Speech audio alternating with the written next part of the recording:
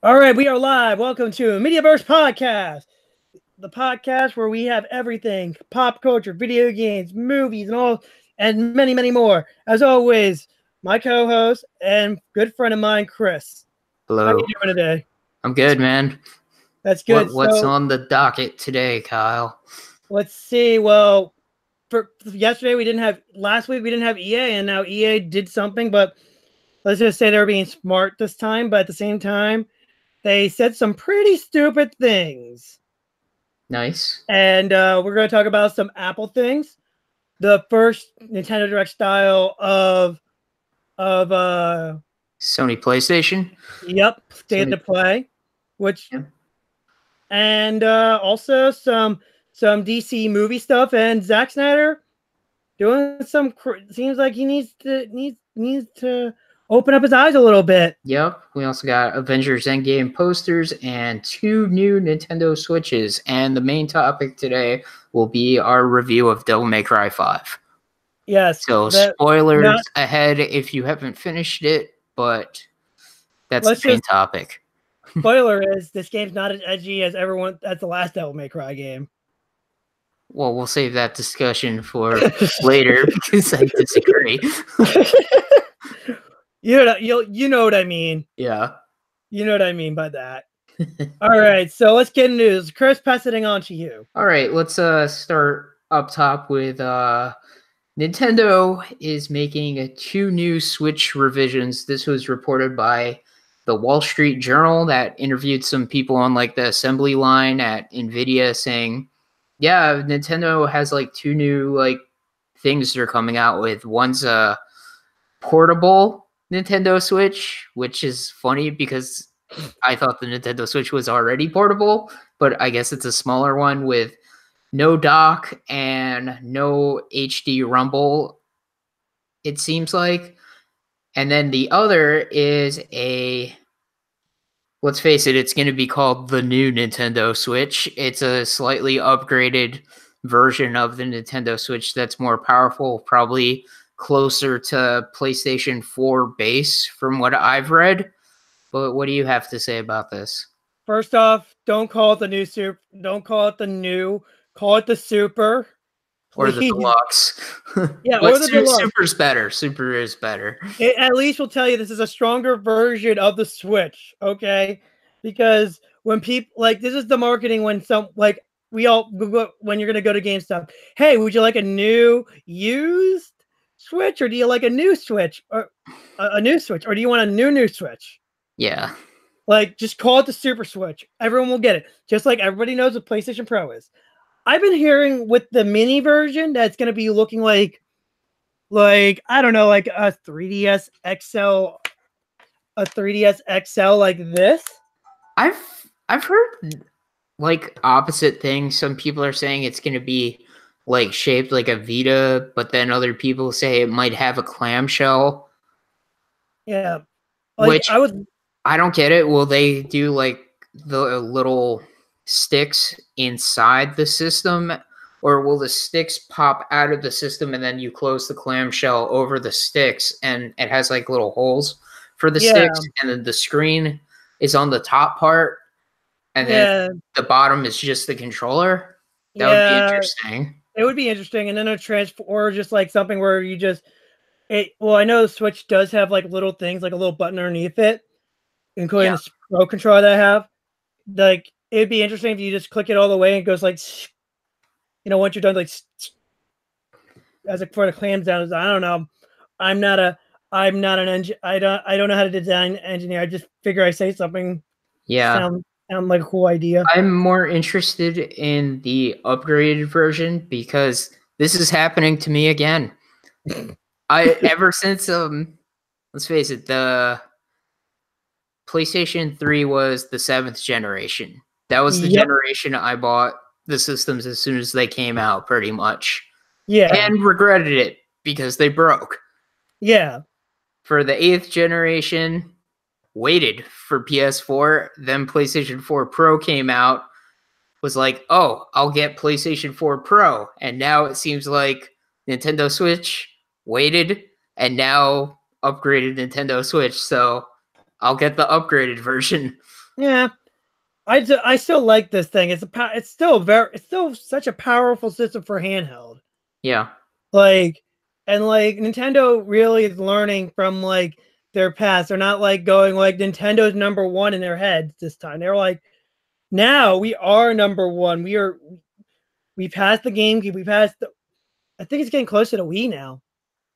No, it's like 35 million units. It's nowhere near close to the original Wii. That's like 100 million. Okay. But it's gone past the Wii U in less than a year, so I mean, Wii U, I think, was only 12 million lifetime.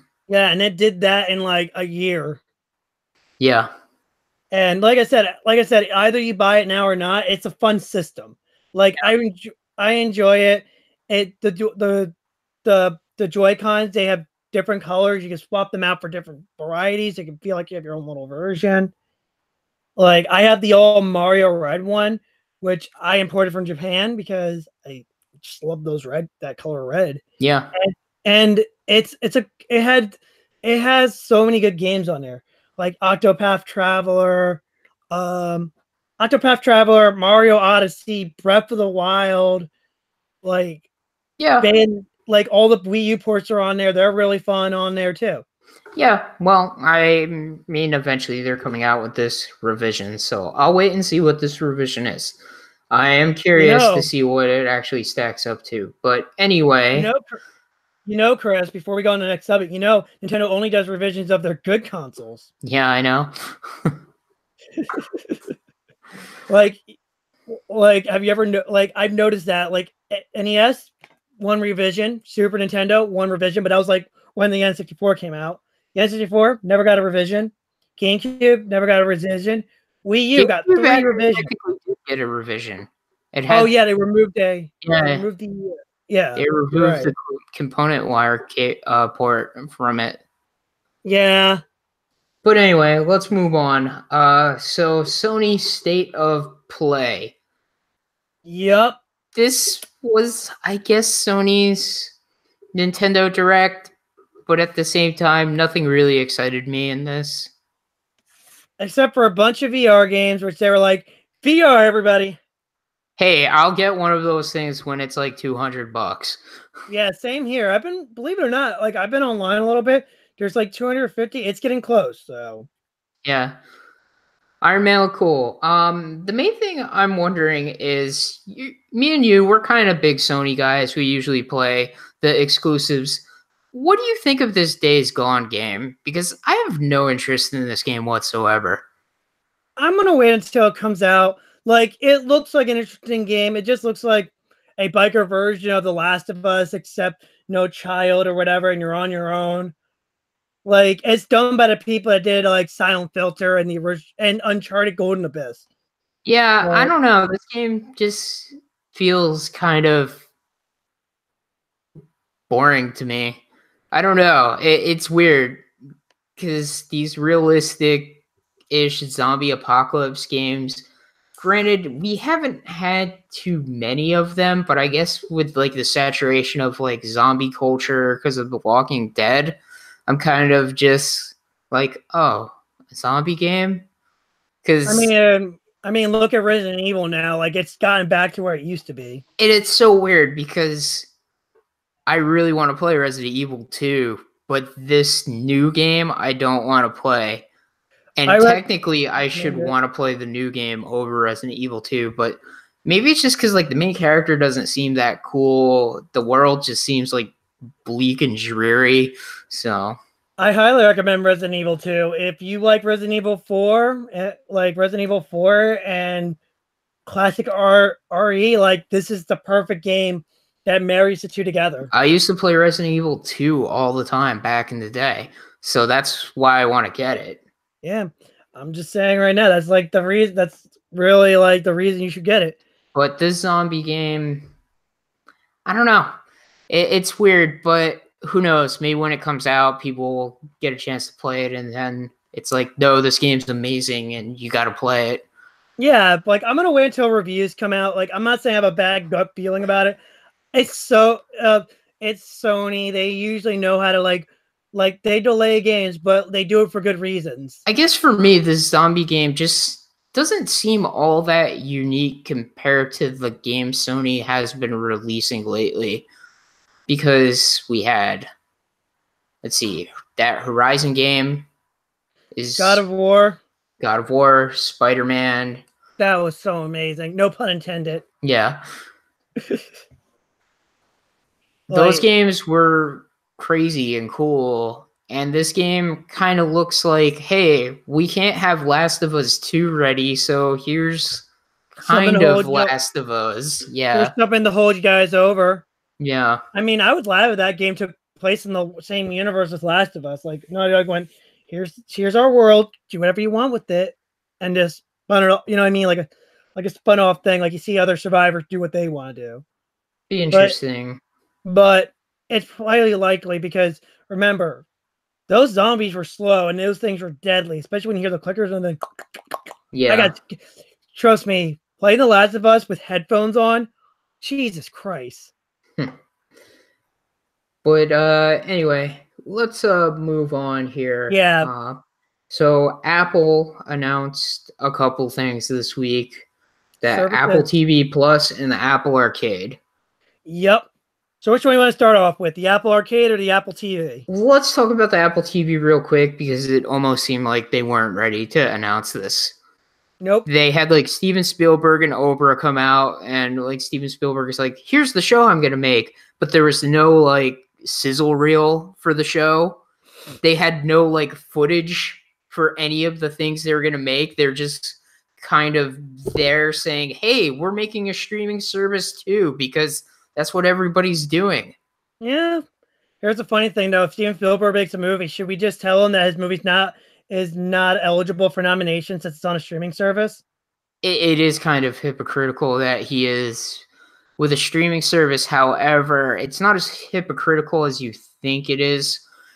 Because it's a TV show, but I said if he was doing a movie, I'd be saying that. Yeah, the main thing, he doesn't hate Netflix. He just thinks Netflix movies don't deserve Oscars because they don't play in theaters for an extended amount of time. And we already talked about that. Yeah. And that's kind of like stupid. And yeah, that's why I kind of brought that up. That's all I'm just saying. But it sounds like he's making a TV show based on something he tried to do in the past called Amazing Stories or something like that. That sounds like an anthology. That's exactly what it is. Okay. And besides for that, nothing got me excited. I know Jason Momoa was on Instagram, posted up, yeah, I'm very proud to be a part of this. And it shows him, and it doesn't even say what show he's on. Like, he's going to be on the Apple streaming service. Great, cool. I love Jason Momoa. He's great. Yeah, I mean, whatever. It's cool, but they don't have anything. The only other streaming service that really has something to compete with everybody else is Disney because they're like live action Star Wars show. Done. Apple didn't even have anything to show. They just talked about what they were going to do. Yeah. Yeah, no, yeah, like this is Disney though. Like we just bought Fox. All going to Disney Plus, everybody. All of it. Including The Simpsons. Seriously. But anyway, the other announcement was, well, I guess we could briefly mention this. Apple's coming out with a credit card that doesn't have a number. Wait, what? Yeah, they're coming out with an Apple credit card. It does not have a number. It's tied. It has like a chip inside it, and it's tied to something on your phone and like an app, and it's supposed to be more secure. However, you can actually use it in stores and stuff. It sounded really crazy, but I thought I'd just mention it because it almost sounds like Apple Pay. Yeah, that's essentially what it is, except it's a card. You get 2% cash back everywhere, apparently. But anyway, moving on. Apple Arcade. This is like the most interesting one. I had a couple friends like telling me, it's an Apple streaming service. It's their answer to Google Strata. I'm like, no, it's not. So yeah. It's not really an answer. It's more like, hey, it's Game Pass. This does look interesting. They had quite a bit of games to show off on this thing. There's two of them I know of. Shantae 5 is going to be on there. Yeah. And I think and Nukaba Sakaguchi, sorry I butchered anybody's Japanese names. He's the creator of Final Fantasy, is making a game and he's not doing pre-rendered cutscenes. He's building stuff from the ground up by hand and actually photographing it and putting a character on it. It was really interesting. Well, the last time that guy did a game that wasn't Final Fantasy was Lost Odyssey, and that game is great. So I really now want to play it because I actually found out a really interesting fact about that game that makes sense now. Some of the people that made Shadow Hearts actually helped make that game. Huh, that explains a lot. Yeah, that explains the wheel in there. But I want to play it. Yeah, really, it comes down to, you can play it on any Apple device. The games, I guess, essentially download to your system. However, it does seem like there is a cloud aspect to this, kind of the way some other streaming service have like Verb, where you can watch it offline. Yeah. But you could also just watch it streaming. I think that's what this is, where they give you the option of, hey, you can download this and play it offline. For 24 hours. Yeah, or you can just play it on the servers. Yeah. Yeah, that sounds about right. Same thing with Netflix. They do that with some of their shows. Yeah. So, and Amazon, but as long as you're hooked up as long as you're an Amazon Prime member and they know it for how long you is, you don't have to worry about it being renewed, believe it or not. Yeah. There's this looks cool. A lot of new gaming stuff coming out now. Yeah. There's that game that totally looks like Breath of the Wild, but it's not Breath of the Wild. They'll say that it's a spiritual successor to it. all those indie snobs sometimes. It's a sequel to something. I gotta look up what Oceanhorn is, because Oceanhorn 2 is going to be on the Apple Arcade, and it looks interesting, I guess. Yeah. But what else we got, Kyle? Let's see. Are we gonna go down to the gaming stuff now, or did we get everything? Well, we didn't. We don't have all the movie stuff. We're kind of jumping around. We're mainly doing gaming stuff, so if you want to continue with gaming stuff, go ahead. Well, I got 3 things on my side. There were some layoffs at EA again with EA. There's been a lot of layoffs this year, hasn't it been, Chris? Yeah. Why are they laying off 300 more people this time around? They're trying to restructure this time, and they took out the Russian branch and the Japanese branch, so they're no longer going to have publishers in that area. They're going to have another company publish for them, which is probably the cheaper route for them. Yeah. And also, it's mostly the publishing, the marketing, which firing the marketing was probably the best decision, but because we all know what happened with Battlefield 5. Gamers are very uneducated, apparently. Well, I mean, gamer culture kind of, sometimes when I see people on the internet talk about shit, especially video game related, I'm like, I don't want to let people know that I play video games because of you people. Yeah, this is just me though. Why do you say that? These are the people that will give you your money. Do you not like money? But anyway, they said this. Andrew Wilson literally said this. They envision themselves as the greatest video game company ever. That's a lofty claim. Yeah, that's not how you envision yourself. A good video game company listens to their customers and actually say, "Give me what you want and let me know what you want or whatever, and we'll see if we can make it." Or so they just make a great game. Yeah, or that people like. Here's like the best example: Anthem, billions of dollars in the money, or I don't know how much money. and they put advertisements into Oh yeah, they're spending millions of dollars to try to get people to play that game. Apex Legend. They didn't even give a care about it, and didn't even and they're just like, how did this happen? Like the game that you guys really didn't care about making money, and actually you could tell that game was put a lot more love and care into it than the game that you're forcing out. Yeah. So, but it seems like they're trying to restructure into a comp that are. It's not more like for. It's not because of profits like Activision where they made a major profit from laying off over 300. It was more like we need to restructure. So, hopefully this restructuring can hopefully, you know what I mean, help make them realize that maybe you should listen to feedback, because apparently At the same time, that feedback that you're talking about, I don't think is the majority of people.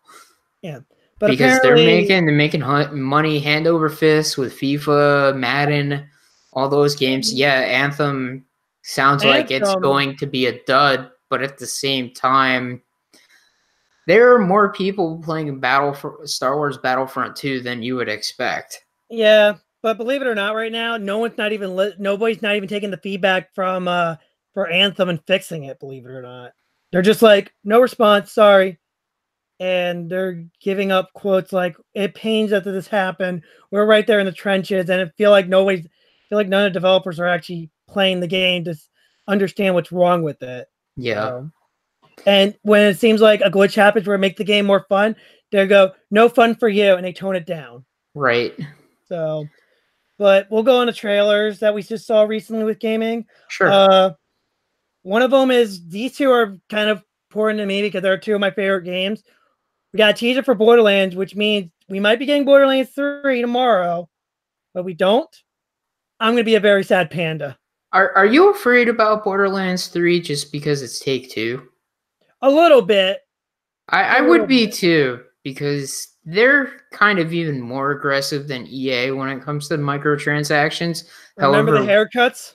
Yeah, I mean, Rockstar pretty much is like, this is the game we're making. If you want to do the multiplayer version, here's the code. You make it, but we're focusing on this game. But I don't think every developer that works for Take-Two can get away with that.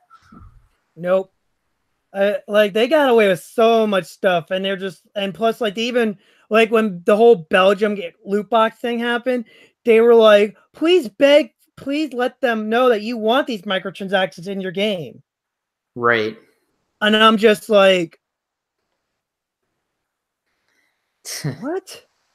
It is weird, but hopefully Borderlands 3 is good. Yeah, well, Gearbox needs something good because they made a lot of duds. Yeah, I was about to say, what has Gearbox been doing lately? Well, they made 1v1, which is a 1v1 game in an arena. I'm like, cool. They made Battleborn, which they were like, oh, that's right. They made that game right when Overwatch came out. That game looked interesting, but it got dead on arrival because of Overwatch. Yeah, just like coincidentally, two team shooters released at the same time. Yeah, at least it wasn't like as. That's kind of like a Deep Impact Armageddon situation. Yeah. Yeah. Like they should have, like, to me, they should have at least delayed it for give it a little more polish. You know what I mean? Not saying like the game was great, was good when it first came, was great. I mean, just like, hey, why don't we just delay it to make it even better? Yeah. There's nothing wrong with it. And Take-Two was the publisher of that. I don't think Piku was the. I'll have to take a look into that. But it took down to the results of making it free to play, though. Right. And that was only the multiplayer. The single player, you could just buy the disc on. So. All right. So what else is up, Kyle? Persona 5 Royal. Now you're a huge Persona fan. I'm a casual Persona fan. I've beat one Persona game that's not actually a Persona game. Yeah. I beat Tokyo Mirage. I got about halfway through Persona 5, but it's just No, I get it. It's I'm like reading a visual. novel most of the time when I play that game. And Listen, it's a visual novel. I know it was But 40 hours of reading, and I was finally like, I'm done. But yeah, well, if you're more curious, the anime's all over, so you could watch that. maybe I'll go back to the game someday. So, what exactly is Persona 5 Royal? Pretty much so far, they can. It sounds they're very vague with it. Pretty much the announcement was a teaser. Like they announced it like in September for a teaser they teased for a teaser for a teaser. Right. So, but they showed something like a new character, which was a female. So, and she was pretty much just saying, I don't like the Phantom Thieves. I don't think they're doing anything right. Hmm. So I'm wondering if this is going to be like a new character with a new perspective, or is this going to be an add-on, or is this going to be a new game? Yeah. Because I would like it more if it was an add-on, but as like a definitive edition. You know, and you Yeah, would still it's get always it. cool when they release things where, hey, if you don't have the game, here's the deluxe version, or if you have the game, you can download the deluxe version and make your game become the deluxe version. Like what Final Fantasy 15 did. And Street Fighter. Yeah. Oh, I'll have to add this a little bit later. It's about Final Fantasy 15, but yeah, but right, and this also correlates with the Smash character Joker because people data mine this, and apparently there was a female with one ponytail in there while data mining everything. So the data said all this, and apparently this might be that new character. So Joker might have a gender swap in Smash, which would be it. Interesting. Which they won't be releasing the true announcement until August. And if they do another teaser, I'm gonna have to tell Atlas this is not how you do announcements. But anyway, weird. Anyway, here's something I just remembered. Episode Arden just came out. Actually, I haven't played it yet. I'm saving that for later. And that's part of the season 2, right? Yep. Well, was season 2. They canceled everything else except for Arden. Okay. And now Luminous Production is now focusing on a brand new AAA game now. Nice. Yeah, so they just started it, and it sounds like it's going to be a new world and everything. That's awesome. Yeah. I want to see what they can do with the Luminous engine because it is very hard, but the results are pretty amazing. Yeah, Final Fantasy 15 looks great and plays great. It's my favorite one right now. Yeah, no, it is. It's definitely one of my favorites right now. So I think that's pretty much it, except for I think Comcast.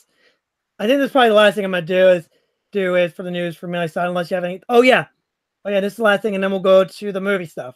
Okay.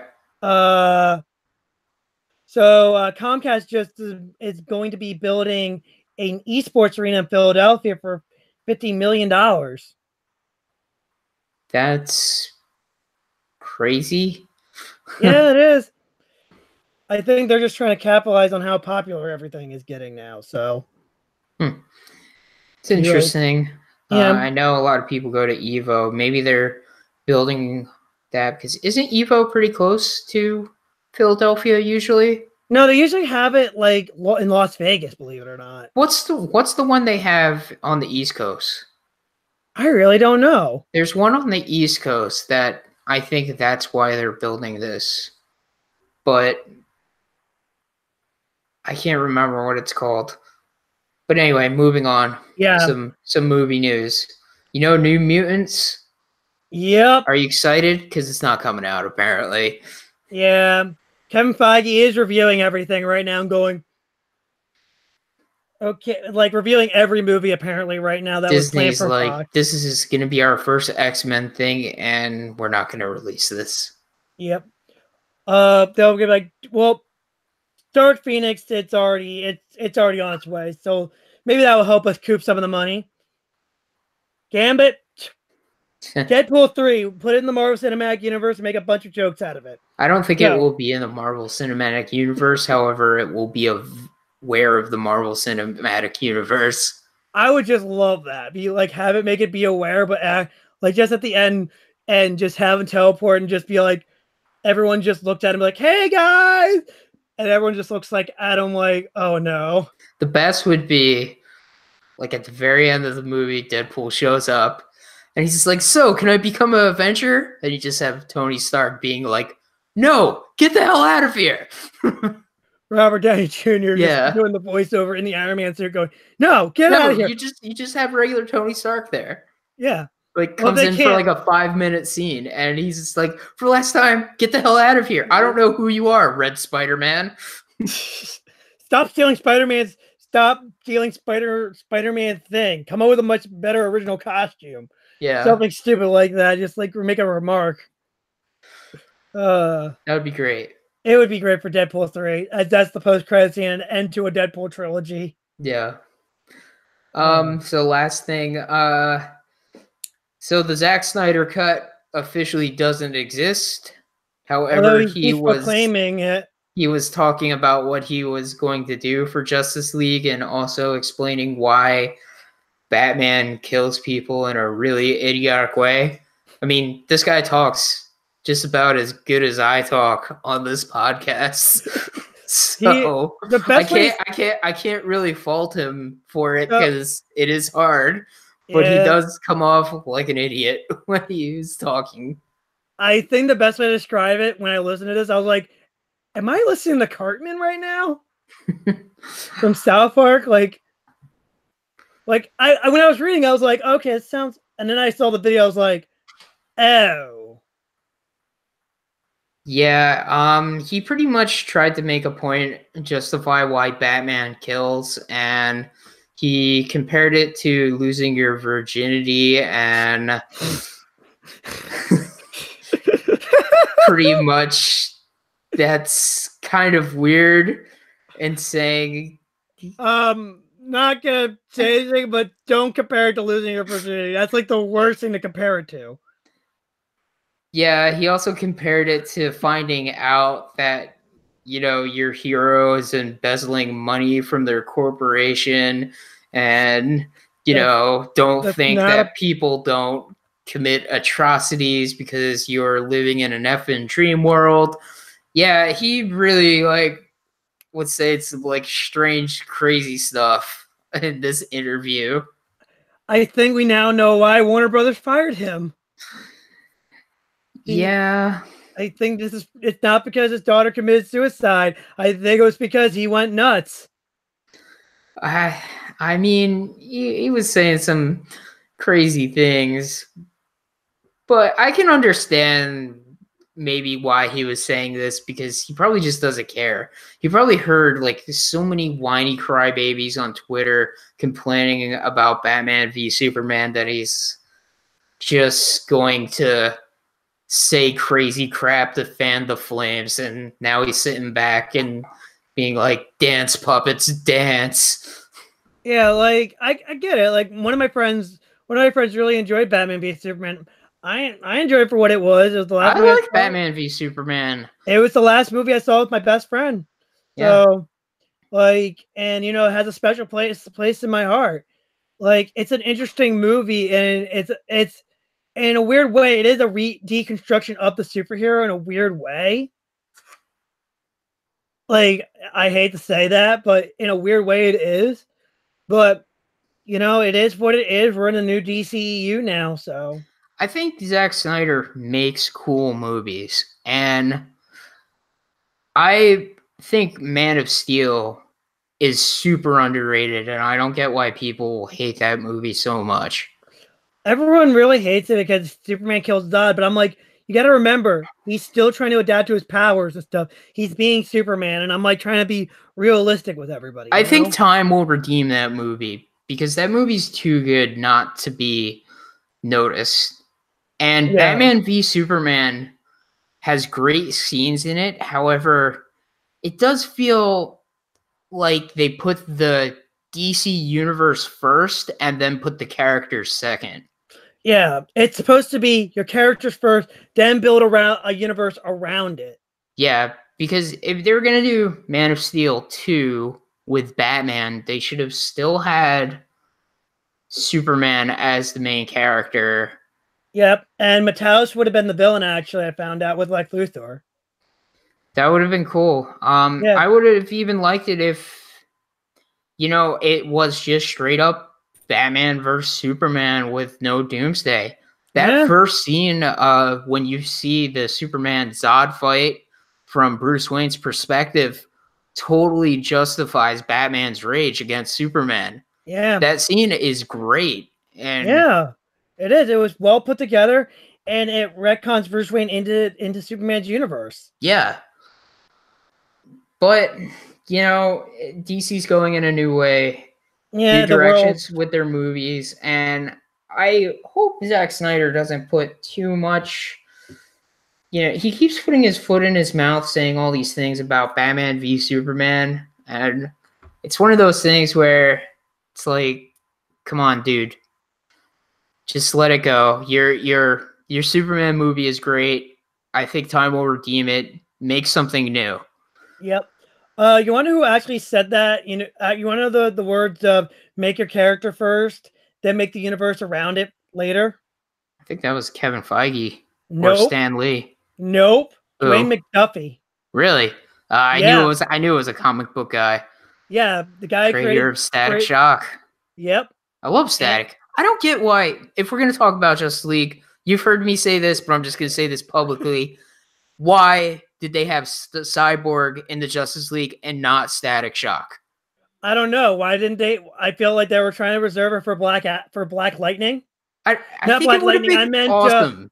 I meant Black Bolton. Sorry, Black Bolton. You could have had Static in there. He could have been DC Spider-Man. It would have made perfect sense for Batman finding this kid in, I think he's in Dakota City. Yeah. Fighting crime. You know, he shows up as Bruce Wayne. Maybe shows up as Batman. And, you know, Static's like, holy shit, it's Batman. And he's like, you do good work, kid. I need your help. Speaking of like universe, speaking of like teenage superhero, did you hear that did you hear that Ezra Miller and Grant Morrison are trying to work on a Flash script? Yeah, apparently they didn't like the one the directors you know, submitted to DC, and they wanted to make a more, I don't know, everybody says darker, but I think he wanted a more serious take on the character is probably better wording for it. And also his contract's up pretty soon too. I wouldn't be surprised if we get a new Flash. Me neither. However, it will be interesting because Grant Morrison is a great comic book writer. Yeah. Although a lot of these comic book writers haven't really transitioned well into movies. Although the comic book writers that made some of the DC... What has Jeff Johns done? I guess Wonder Woman? Wonder Woman. He did a little bit of Aquaman, believe it or not. Okay, so Jeff Johns is one, and a couple of the people that did the DC Universe animated movies. And you're going to be hating me for this one. Shazam. Well, I haven't seen it yet, Kyle. Well, no, he was literally it was written in the writer stuff. I've heard that it's very much based on the new 52 version of Shazam. Yeah, but yeah, Jeff Johns is one of those people that transitioned pretty well. But yeah, like it, and plus like another actor who's already now officially out is Ray Fisher. Yeah. So that Cyborg movie was never going to happen. Yep. Yeah, sorry, that got into a DC hour. Yeah, so I guess we'll just go to the main topic now. What about the Avengers stuff? Yeah, they're just posters. There are some posters. Important news, I guess. The biggest takeaway from this Avengers Endgame posters: Valkyrie lived. Well, pretty much best thing is these are the people who died. You're the people that survived. Yeah, we didn't get any confirmation about the status of Korg. Nope. I am happy that Wong is alive. Yeah. Because I need to see that Ben and Jerry's he likes to eat, which is chocolate polk. All right, let's get to the main topic. Okay, so Devil May Cry 5, a game that we thought we would never get, came out this year. If anybody ever asks like who got screwed over more, the Kingdom Hearts fans or the Devil May Cry fans, it's the Devil May Cry fans, I feel like. We definitely had more fear because they literally straight up rebooted the series and for no reason. Yeah. And I don't think DMC Devil May Cry is a bad game, but at the same time, it's not Devil May Cry. No, if you just called it the Nephilim, I would have been happy with it. But you went like literally you called it Devil May Cry, and you literally had to like give a middle finger. Yeah, you spit in the face of the people that love Devil May Cry when you made that game too. Yeah. But anyway, that game is done, and we got the official Devil May Cry 5. And Capcom has learned their lesson too. They're like, we're gonna make all of our games now in-house. We're not gonna let no outsourcing anymore. Yeah. So anyway, Devil May Cry 5. What did you think of Devil May Cry 5, Kyle? Fun game. It's like I said, I got 4 pillars on this thing. Music, amazing. And the soundtrack is amazing. I literally don't mind putting my headphones in and just killing demons and just listening to Nero's battle theme or V's battle theme. We could I switched to Dante's battle theme off because it didn't work out. Yeah, Dante's battle theme definitely is not as good as Nero and V's, but I guess so good. Yeah. And then gameplay is amazing for me. So yeah, it has like that's part of Devil May Cry. Length is pretty good. I think it's your average, so you're gonna get a lot plus with the difficulties. So yeah, it's 20 missions. So some people complained about it, and I'm like, have you ever played a Devil May Cry game? No. Every game is almost 20 missions. So shut up. Yeah. I really like this game. I love it. I'm so happy that Devil May Cry 5 is a thing. I still remember when I first saw it. When I first saw this white-haired kid, and I go, no, don't tell me it's DMC2. And also was like, wait, is that Johnny on Bosch's voice? Oh my god! It's like, ah! Like I thought this would never happen. And think about this. There was a 10-year gap between Devil May Cry 4 and this game. Yeah, 10-year. With really no hope of Devil May Cry 5 coming out until last year. Yeah. And that changed everything. Like it's really good. It's using the RE engine, by the way. Which is a really capable engine. Yeah. It's able to be in 4K at 60 frames per second. Yeah, and the game looks great. And they use real people as models too. Yeah. I really love this game. I think all 3 characters are really good to play as. You get to play as Nero, V, and Dante in this game. They all control great. Nero and Dante control, the way they do in 4 and pretty much get supercharged later on in the game. Yeah. Believe it or not, I thought I would not like playing as V, though. Me too. I was like, oh, this guy's going to be weird. But then he's actually pretty fun to be, and he's pretty easy to get triple S combos with. Yeah, he is. Definitely is. Like, also what I really like is what they do. Like, they go like crazy, dismay. Yeah. Badass, apocalyptic, style, super style. I was like, I keep whispering that in my ear. So the story of the game is pretty much with no spoilers until we go into spoilers.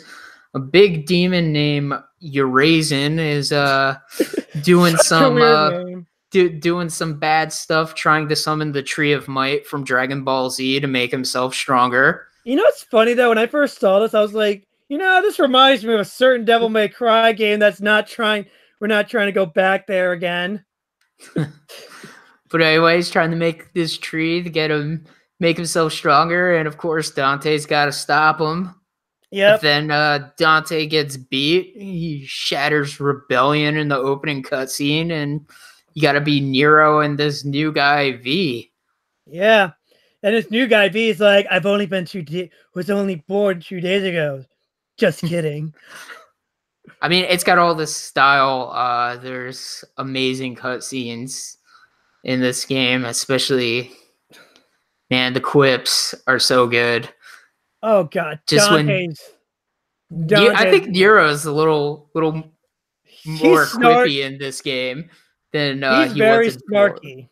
especially in the beginning where you see like the SWAT team fighting all the demons, and one of the SWAT team guys gets his arm chopped off, and Nero's like, "You look like you could use a hug, but you ain't getting one from me." You got that new girl, Nico, who I swear I've met like girls that act exactly the way she does. You know, it's actually funny. She's actually related to a Devil May Cry character that you actually faced in Devil May Cry 4. Well, she said that her grandmother made Dante's guns.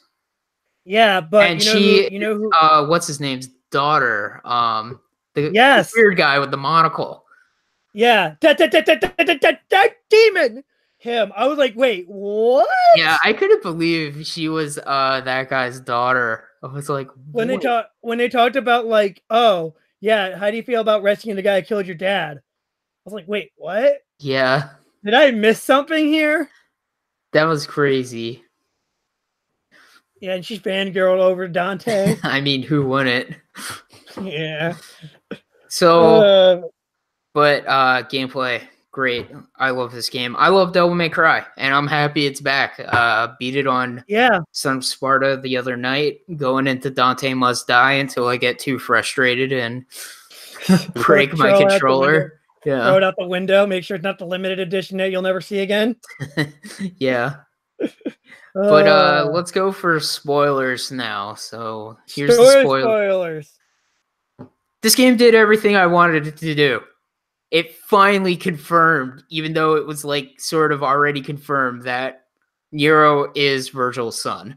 Yes. I like knew it the day when I saw like the day the trailer Nero came in. I was like, why does he look like Virgil for some odd reason?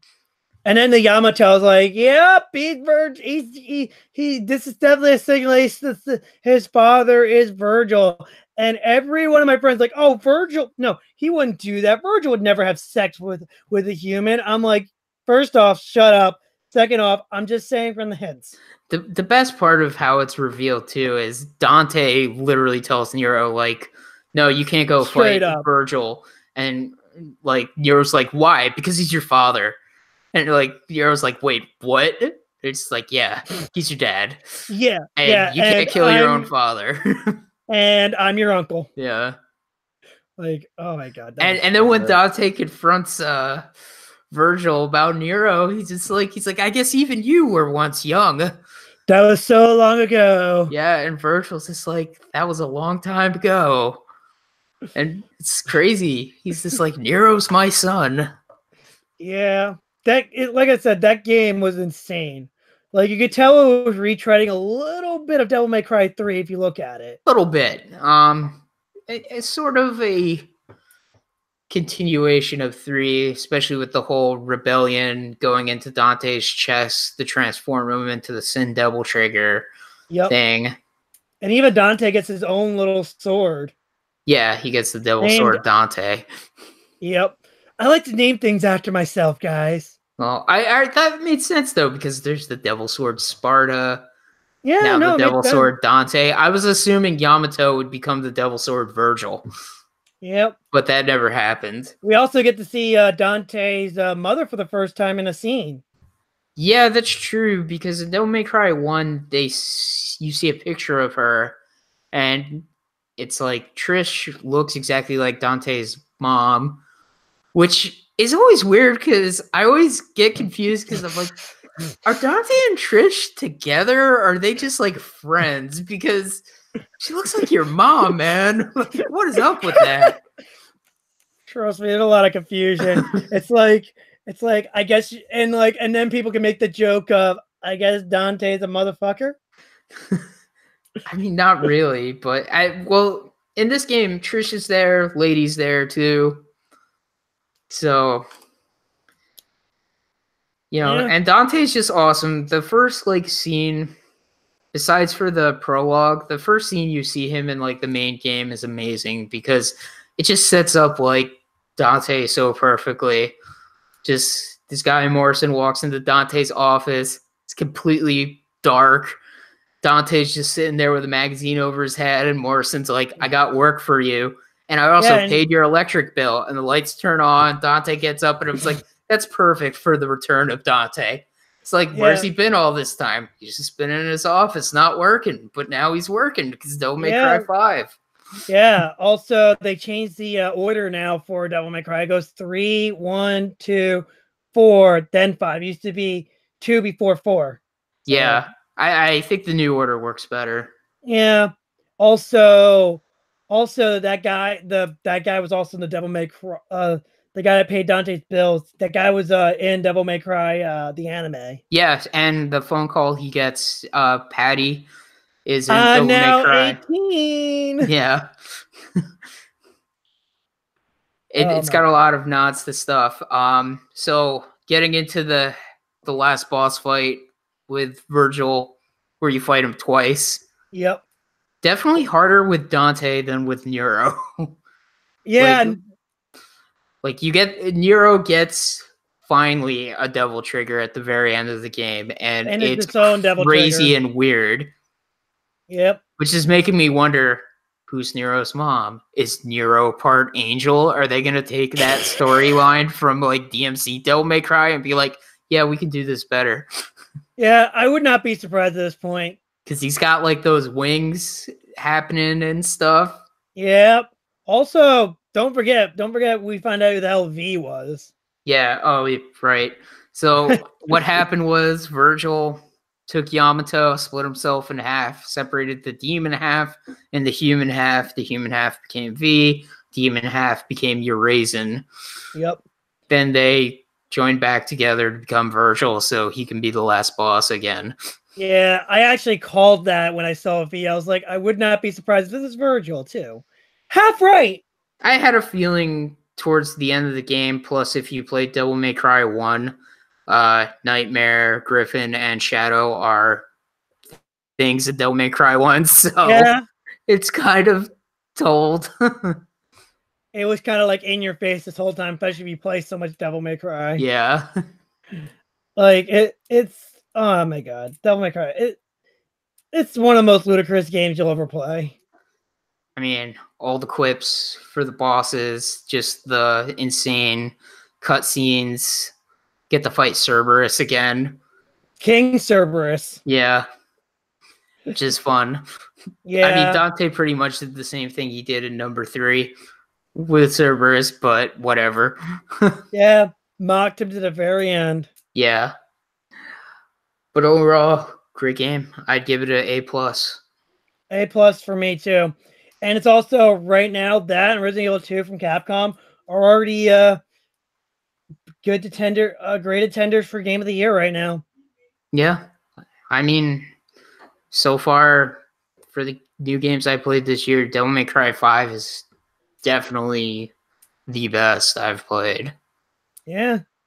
No, I had so much fun with that. That and Resident Evil 2. Capcom is like right now hitting it out of the park. Yeah, I think at E3 we're going to see what they're going to finally do with Mega Man X. Oh, one more thing. We should talk about the one big thing about like Devil May Cry 5 that kind of like that it's not like a big thing, but we could just say this just because does the microtransactions do not intrude on the gameplay, except they're unnecessary. I got every single thing in the game without microtransactions. If you use the Dr. Faust item and have it fully leveled up, you can farm orbs so fast. I literally had 5 million red orbs at one point. Yeah. Like it's like I said, they're just pointless. I don't get why they're even there. Well, we need a games as a service. Oh, and there's another actually good thing about that makes it kind of a service game, but not. Like when in the game, like Mike was trying to figure out how to do multiplayer. Our buddy Mike, he was trying to figure out multiplayer, but I figured it out. What it really is like, so like let's just like one of the first levels, like I'm playing at Nero, and then all of a sudden, like it's not like when you and I are connected at the same time, you'll see a random person like play the other character in the background, or sometimes they'll come in.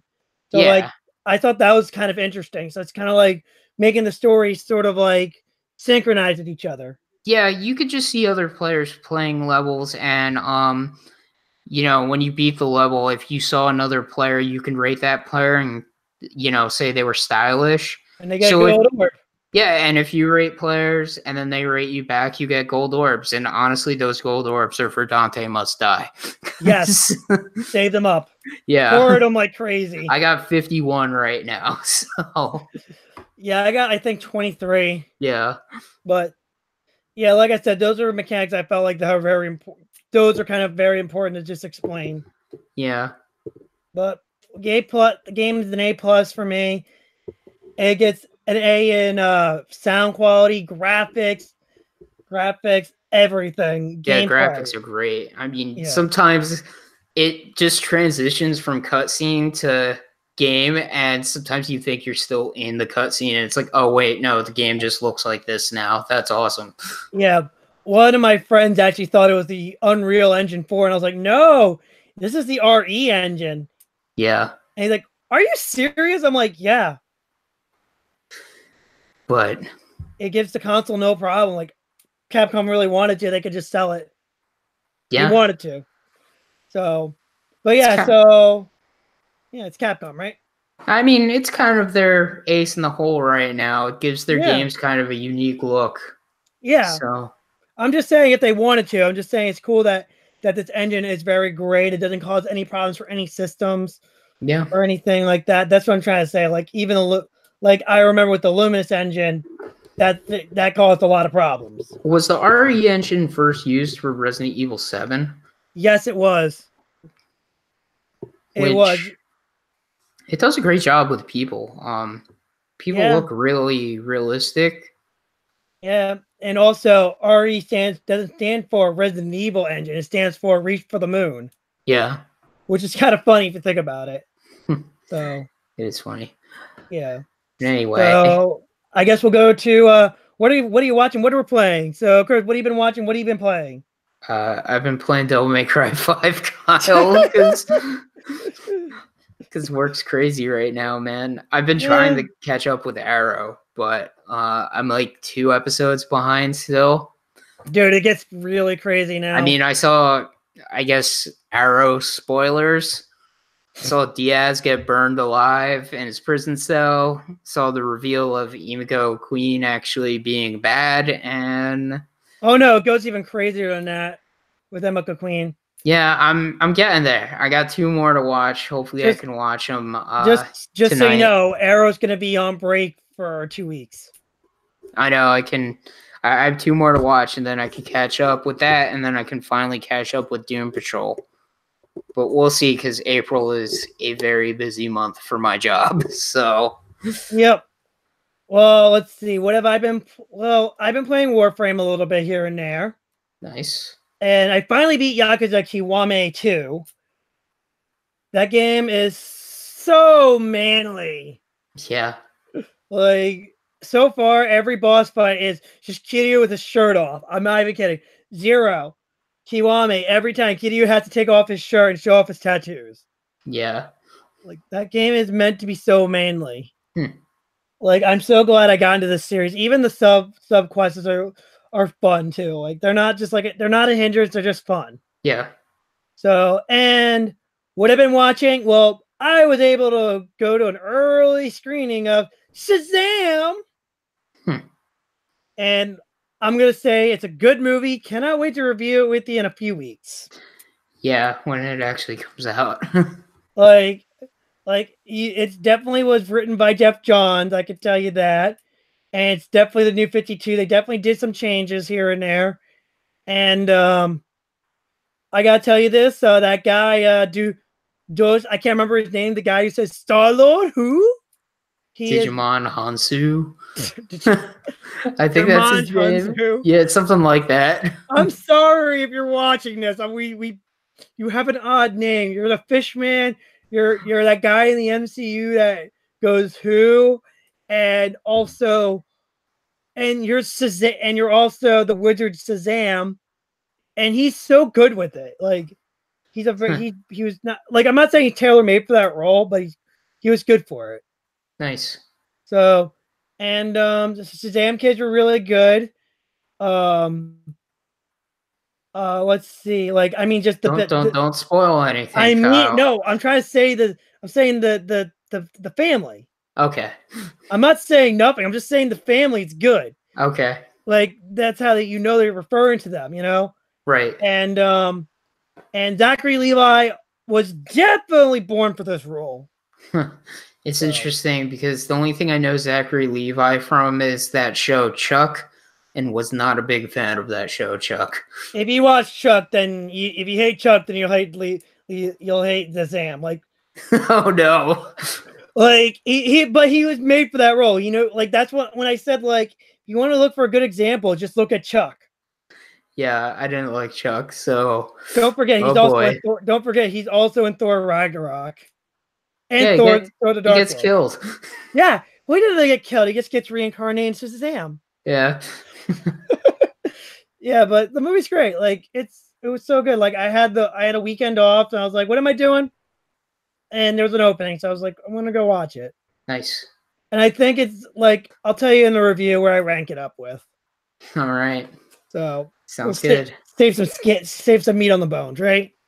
So I guess time to end the show. I guess Yep. I'll end it. We've been the Mediaverse podcast. We go live every Wednesday at 8 p.m. Eastern time. If you've watched this and somehow enjoyed it, please let us know in the comments. If you didn't enjoy it, please let us know. Anyway, have a great night. Yep. Good night, everybody.